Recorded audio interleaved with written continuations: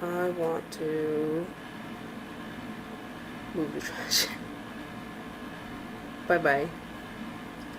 I'm also going to go on my YouTube and get rid of that.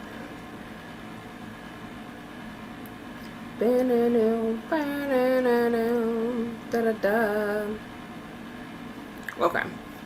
I'm not seeing nobody, which is fine. I'll give everyone a minute to get here, I guess. Not what I want.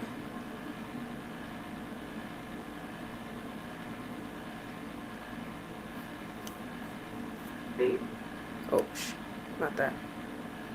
I need to go on my channel and delete this. Oh well. I'll do that later. Hello, somebody's here. Oops. Connection issues. Oh!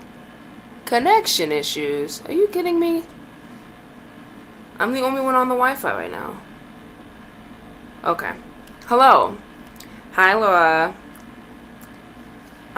So this is my quick little impromptu kind of not live stream talking about my EP. It's called the My Combinations EP, and I came up with the title. I was actually influenced by this book that Dr. Doyle gave the percussion studio a couple years ago called How to Steal Like an Artist. What's wrong with the... Your stream is having connection issues? Whatever. I'm gonna just keep talking. That book had a lot of really interesting stuff, and one of the big points of one of the chapters was basically that it's okay to be influenced by other people and to kind of take ideas from the things that you like. And the way I summarized that chapter was the art that we create as people is a combination of all the things we pull from. And that kind of makes us, because we're the only people that have these specific combinations of influences that make us human. And so this being my first EP, expressing myself musically in a way that I've been able to have complete freedom and control over, this is my combinations EP, my combinations, the combinations of things I'm influenced by, put into it's a complete art piece. So it's 5 pieces, electronically made through Logic. Last summer I had the pleasure of being able to work with their 90-day free trial over the summer of 2020, so I spent that free trial getting good at Logic and getting an understanding for basic mixing and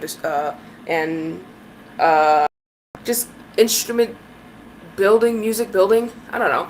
So I got decent at figuring it out, and then I started taking classes that helped kind of fill the gaps of the things YouTube couldn't teach me, and this summer was kind of the culmination, this past summer was a culmination of my understanding that I put into an EP. So here it is. Let's get to listening. My speakers, I got a speaker back here that we're just gonna play from, so if it's too quiet or too loud, let me know in the comments. Okay.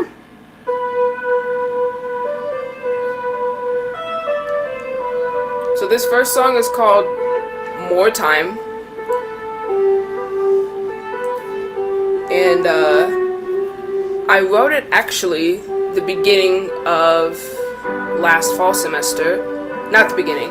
It was towards the end when I was falling apart. I was busy the whole semester, and I was behind on like 5 assignments. I had canceled like 2 composition lessons.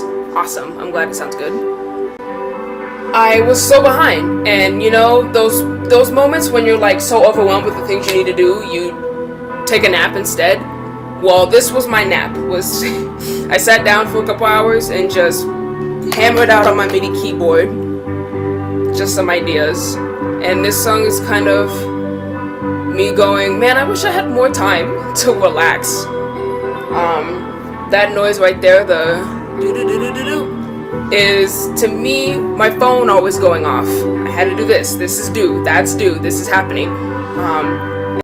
Slowly keep adding up, but that keeps happening. I can't get a second to myself to just be able to relax So that's kind of where this came from. Ooh, a second to breathe, to kind of reflect. But yeah, I'm really proud of this. This was the first piece that I was able to mix with an understanding of what I was doing.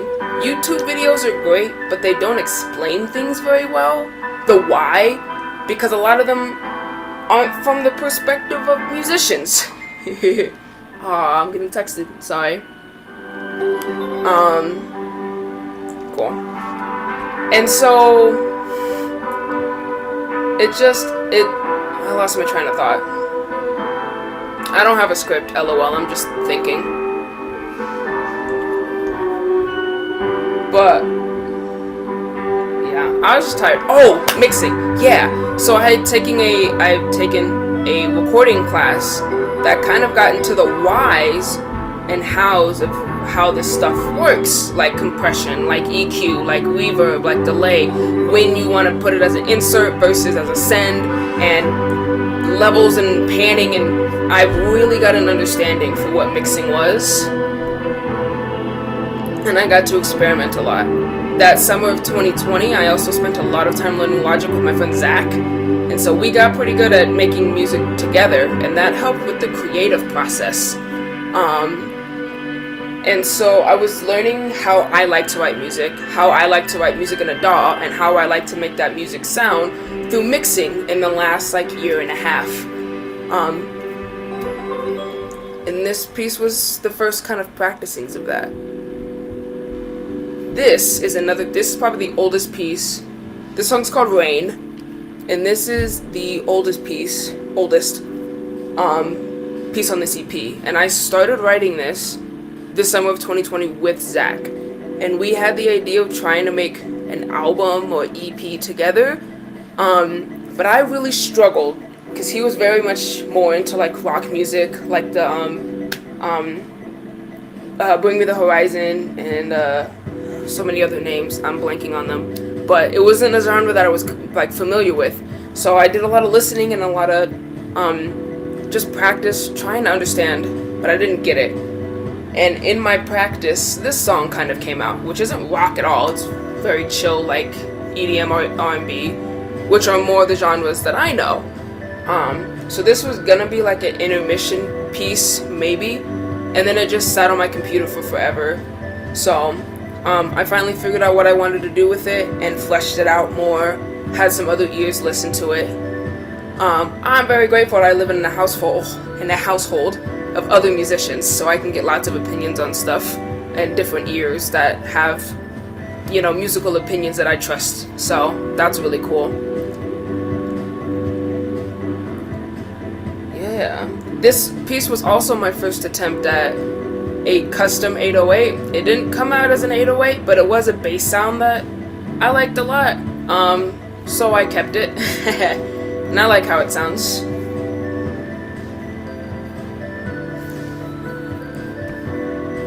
Hello. I don't know if y'all can see when I do that. This one's one of, I like my whole EP, but this one's up there as one of my favorites. It's just so chill, just wanna. Oh, what's your favorite piece? My absolute favorite is definitely the last one, Something for Now. It's one that I spent the most. It felt like the culmination. I was talking about that whole year and a half process I've been going through with learning how to mix and how to master and how to compose and how I like writing. This is probably number 2 of my favorite. This is Anthem. This one and Something for Now are the ones that just made me feel like, oh no, I get this. I know what I'm doing. I know what I want. And those are the pieces that this piece, Anthem, was one I really got to just sit down and work at my own pace over this last summer. I worked a lot less so that I could relax more, and in that relax, I was able to compose more in an environment that I enjoy, which is an environment without deadlines and stress. If I need to walk away from a piece for a week and come back with new ideas, I can do that and not cancel a comp lesson to do that. So that's part of why I'm so proud of this EP, is that I was able to kind of take it at my own pace and release it when I felt like this is it. I like this. My goal in all of the music that I write is if I, Haidia Mudiwa Williams, if I enjoy listening to it, then I did a good job. If other people enjoy it, that's cool too, but I'm kind of writing music for me. And if other people like it, that's cool. It's kind of my mindset. So I really like this. I really liked something I was able to experiment with on this piece was automating effects. So the bells that you hear in the background, I was able to automate a ping pong delay. So at the beginning it's off, so it's just eighth notes, and then it turns into this polyrhythmic thing with this ping pong delay that I put on that I activated through automation, which was something I hadn't figured out on Logic until this summer. So a lot of experimenting and figuring out things that I do and don't like. Lots of fun. Inspirations for the album. I don't have any direct inspirations. Like I didn't have any like reference tracks, but over the summer I spent a lot of time playing zombies, playing video games, and in zombies you spend 15 minutes getting set up and then you do the same thing over and over again for like 2 hours. So while I was doing that, I was listening to my playlist on repeat, and a lot of my influences were EDM artists. So people like Absurdist, Sophie, Snail House, really kind of not obscure, but they're different names. They're a little bit of some. My playlist is a trip, so I'm just gonna read off some of the artists on my gaming month playlist that I listen to while I play zombies. I've got X Tentacion, I've got Denzel Curry, Holo and Pan, Ski Mask, Sean Wasabi, Sophie, Stromae, some PewDiePie. He got skipped a lot though. Sorry. LOL Slim Jesus, Lil Nas X, lots of Polo and Pan. Mo Shop, yeah, lots of that. And for this song, I was on an Adam. No. I was on an Adam Neely binge, so I had watched a bunch of music theory videos, and then went into this. And if you guys are listening to the chord progression, I actually use a Neapolitan 6. This right here is a Neapolitan 6 that goes to a 1-6-4, to a 5, and then we're back. Thank you, Adam Neely, for reminding me that the Neapolitan 6 chord exists.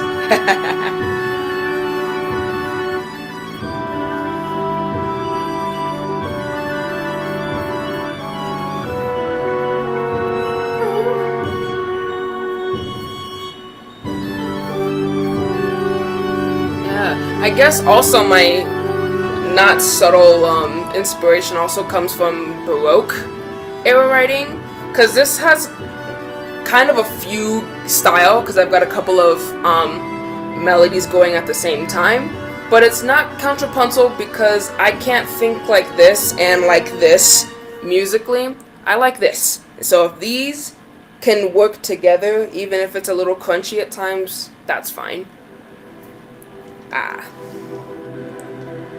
So when we get in a live music album, LOL, when I have time, I don't know. I would like to make some music videos out of these, I guess, but I don't know what to do, because I am not visually artistically talented. So I'd have to get camera people involved and creative people that know how to make a music video interesting. But yeah, this piece here, shout out to Bianca's friend, director, percussion, whoever, Kyle. He came up with a marimba warm-up called Drop 2. So these are my marimbas. And you play this chord progression, moving 2 mallets at a time. And it was a really pretty chord progression that harmonically doesn't make sense. It's not like 1-4-5-1, but it was so, man, I loved it. It sounded pretty, so I took it. And that's why this piece is called Drop 2, because it's based off of the chord progression from the exercise he made up called Drop 2. What's the title of the album? Yeah, my combinations. Like I said, my combinations is a take on the quote that I used to summarize a chapter from Steal Like an Artist. The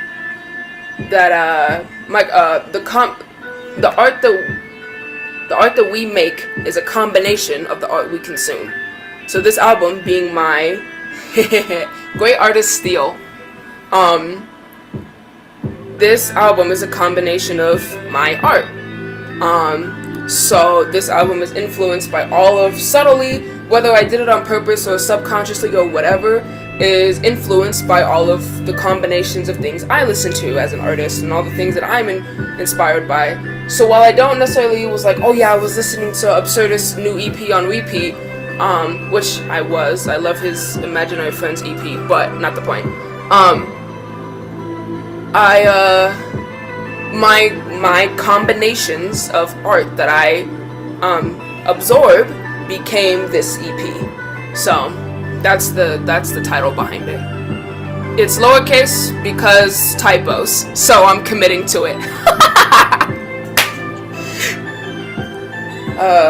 This piece, Drop 2, was the hardest for me to finish because I could not figure out anything melodically.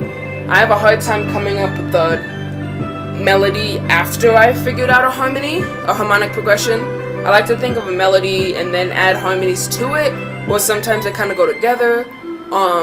It depends on the song, and this one was very hard for me to find the melody after I had a chord progression, but I sat on it, came back, tried some things, left, came back, tried some things again, which is again why I'm so happy that I gave myself a deadline of the end of the summer, but it wasn't like a hard deadline based off of a grade, and if I failed, I had to retake the class. So it was nice to be able to just finish it on my own time and then come up with something that I liked. This, Something for Now, is my favorite on here. I did so much experimenting. Is it still recording? Oh, cool, lit. I am a 21st century composer, so I fit the style. So I had a lot of fun mixing this. At the beginning here, I was able to automate my EQ. So this is my EQ spectrum, right? For my bass, I took my 808 bass and I EQ'd its low mids, and everything else I cut out. So for the intro, you're only getting this much, and then when the beat drops, you get the entire bass frequency that I EQ'd. So it sounds thin, and then it expands, and then boom, there's the rest of it. And it comes in with the kick, and the rest of the instrument. So it makes it feel fuller without necessarily adding another instrument. I just added frequencies, which was a concept that I hadn't thought about before, but I think it's really cool. I did a lot of automation experimenting with this. And I have so many moving... Yes, it is the Spins 808. I still very frequently pull from that favorites folder that you sent me, Elkin, last summer. Mostly because I don't like the 808s in Logic, and I haven't gone through and ordered like my own sound banks or anything, and I don't have Splice, so yeah. Oh, that last phrase, that airy like synth that's in the background, I have the panning go like this in your ear, and I have it very wet, so it feels like it's doing this behind your head, like it's talking to you, which I think is cool. And then right before the pickup, I have it facing, the pan is head on, and it's a little bit louder, and then it goes back to where it was sitting in the mix. So it makes the drop feel a little harder. Oh my, the bells. These bells are my favorite part right here.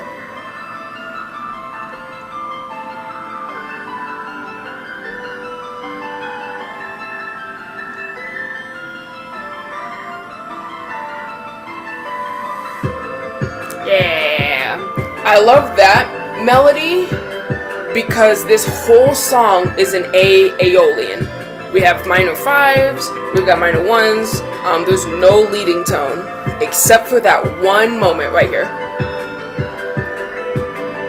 Right there. Do, ti, do. That very quick G sharp gives this whole run just a little bit of flavor. And that flavor can't be achieved if I would have just made this in G minor or in A minor. Cause te, the solfege te were beautiful. My favorite note. Oh, okay. Nope, stop. Okay. I hate the leading tone. It's not bad, but I feel like it's just so overused in everything because major and minor both use a major 5 that we don't ever actually get te unless you're in a mode. And because it's like a spice that if you use too much, it's not fun, you know? And we get it literally everywhere. So I think I love T in that run because you get it nowhere else in the whole piece. So it feels like a little bit of extra spice, only for the end, this little finale conclusion of the EP, that you don't get anywhere else. Which I just think is fun. So, yeah. That's my EP. It's a little short, but I am very happy with, honestly, I'm not even like pressed about the length. I'm proud of the length. I'm proud of how it sounds, how it came out. This whole process from writing it to uploading it and getting it distributed out was quite the learning process that I'm glad I went through. And now my music's out for the world to listen to and to critique and to learn from and to enjoy. And I'm a big fan of that whole process. So, that's it. I didn't really think about how to end this stream. It doesn't have to be long. If people have any more questions or things like comments or anything, you guys like the EP? Great. Yeah. This semester's been kicking my behind, so I haven't had time to write music like this. But it's because I'm writing music for my composition recital, I'm writing music for my recording class, and I'm writing music for my own individual purposes. So I'm just trying to find some time. All of my creative energy is going to school right now, which is why all summer I was able to cultivate this EP. It's hard to get stuff done during the semester when you don't want to fail your classes. So yeah, but thank you. I really appreciate it. I think this is a wonderful place to start, and I can't wait to keep growing. And the more I write, the better I get at it. So I'm glad I'm heading in the right direction. Thanks, Laura. Thanks for all the support. I guess I'm just gonna end this and keep it up. This whole stream will still be up on Facebook and on YouTube. So if you want to refer back to it, you can go to my YouTube channel, Mudiwa Williams. The picture is gonna be me looking dramatically in a black and white photo with a music mule behind me. I'm one of the only Mudiwa Williams on YouTube, so you'll probably find me, or on Facebook. So yeah, thanks for joining me. I'll write more music and then we can listen to more of it together. Yeah, bye bye.